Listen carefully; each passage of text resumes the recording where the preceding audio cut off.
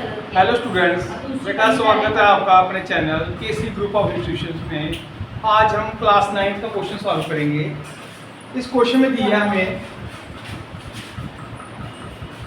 इन figure, इसमें P Q parallel है S T के, फिगर आपको गिवन होगी, ठीक है। P Q R is equal to 110 और angle R S T 130 find करना है आपको क्यू आर एस। तो सबसे पहले लिखेंगे हम इन फिगर, डायग्राम आपको गिवन है। यहाँ पे पॉइंट आएगा P, यहाँ पे आ गया आपका Q, यहाँ पे एंगल दिया 110 डिग्री, ये पॉइंट आ गया R, यहाँ पे है एंगल दिया आपको 130 का, ये पॉइंट है आपका S और ये है P। यहाँ पे सबसे पहले लिखेंगे हम गिवन। तो गिवन जो हमें क्वेश्चन में दिया है, सबसे पहले हमारे पास आ जाएगा PQ किसके पैरेलल है, एस टी को। तो हम इसको फिगर पे समझेंगे, जो पी क्यू है वो किसके पैरेलल आ रहा है, यहाँ पे एस टी के, ठीक है। उसके बाद आ रहा है यहाँ पे P Q R angle is equal to 110 degree, angle R S T is equal to 130 degree. आपको जो टू प्रूव करना है ना, जो हमारा आंसर होगा वो क्या है, यहाँ पे क्यू आर एस। क्या निकाला आपको, क्यू आर एस, मतलब ये एंगल आपको फाइंड करना है। लेकिन इस क्वेश्चन में हमें हिंट दिया है कि आपको लाइन ड्रा करनी है, एक ड्रा ए लाइन, कहाँ से, आर से। तो वो किसके पैरेलल होगा, एस टी के। तो हम यहाँ पे लिखेंगे कंस्ट्रक्शन में थ्रू आर, इसको कोई नाम देते हैं, जैसे एन दे देते हैं। कंस्ट्रक्शन में हम लिखेंगे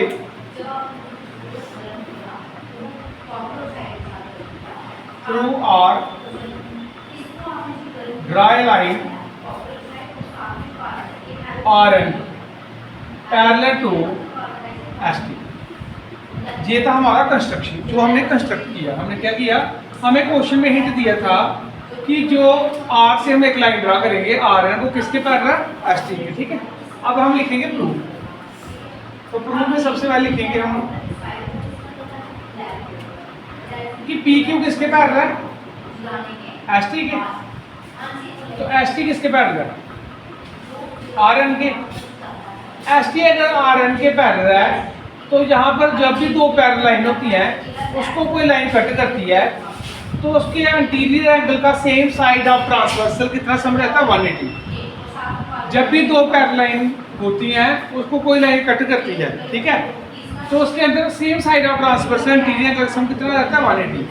तो हम लिखेंगे एंगल आर एस टी, मतलब एंगल कहाँ पे है, एस पे, सेंटर वाले पे एंगल होता है, प्लस एस आर एन। तो एंगल आर पे कितना है हमारे पास, फाइंड करना है, इज इक्वल टू 180। तो यहाँ पे हम लिखेंगे कंडीशन क्या है, यहाँ पे sum of interior angle between the same side of transversal is 180। तो दोनों एंगल का, इंटीरियर एंगल का सम हमारे पास आ गया 180। अब आर एस टी हमारे पास भी है 130, ठीक है। तो हम लिखेंगे आगे इसके बाद